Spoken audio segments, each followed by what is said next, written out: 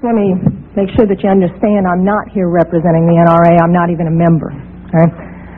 Secondly, I'd like to say that in your opening statements, you commented specifically on my testimony, saying that basically it had nothing to do with this issue. And I had to chuckle because then I noticed you had Mr. Brady up here, who was hit not with an assault weapon but with a .22 caliber revolver. So getting beyond that, I didn't grow up in a house with guns. I don't hunt. I personally abhor hunting.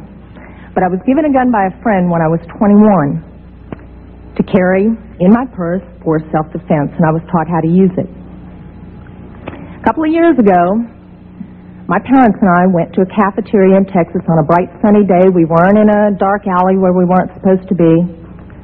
And as you all know the story, this madman drove his truck through the window. And he began shooting. Well, immediately, my father and I got down on the floor and put the table up in front of us. And this guy kept shooting. And you're thinking, what could it be? Is it a robbery? That's the first thing that generally comes to mind. And he keeps shooting. It took me a good 45 seconds to realize that this man wasn't there to commit a robbery. He wasn't there for a hit. He was there to simply shoot as many people as he possibly could. Now, I'd like to make something clear. I hear all this talk about how many bullets can go in a clip. I've been there. I can tell you it doesn't matter. It takes 1 second to switch out a clip. You can have 1 bullet or 100 bullets. It doesn't matter, guys. I've been there. He goes, dump, dump, just like that. That's not enough time to rush a man. I promise you. When I finally realized what was occurring, I thought, I got him. And I reached for my purse. He was maybe 12 feet away. Is it possible my gun could have jammed? Sure. Is it possible I could have missed? Sure. But I can tell you I've hit much smaller targets at much greater distances. But then I realized that a couple of months earlier I had made the stupidest decision of my life. I took my gun out of my purse and left it in my car. Because as you well know, in the state of Texas, it's sometimes a felony offense to carry a gun in your purse.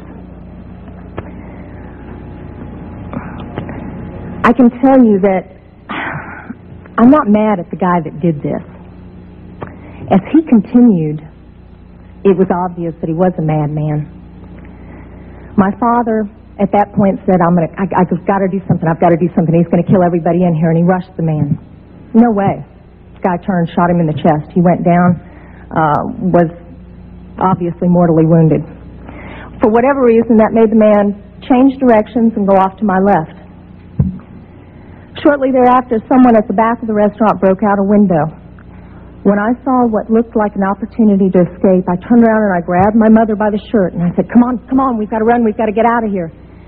And then my feet grew wings and I was out the back window. As soon as I got out, I realized that my mother had not followed me out. And as I learned from the police officers, she had crawled over to where my father was and cradled him until the guy got back around to her, put the gun to her head. She looked up at him, put her head down, and he pulled the trigger. My parents had just had their 47th wedding anniversary. She wasn't going anywhere. As I mentioned, I'm not really mad at the guy that did this, and I'm certainly not mad at the guns that did this. They didn't walk in there by themselves and pull their own triggers. The guy that did it was a lunatic. That's like being mad at a rabid dog. I'm mad at my legislators for legislating me out of the right to protect myself and my family. I would much rather be sitting in jail with a felony offense on my head and have my parents alive. As far as these so-called assault weapons, you say that they don't have any defense use. You tell that to the guy that I saw on a videotape of the LA riots, standing up on his rooftop, protecting his property and his life from an entire mob with one of these so-called assault weapons. Tell me that he didn't have a legitimate self-defense use. Just one final statement.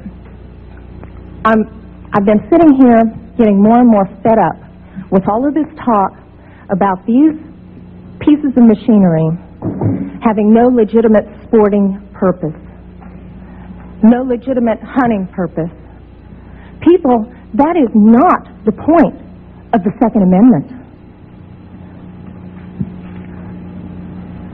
The Second Amendment is not about duck hunting.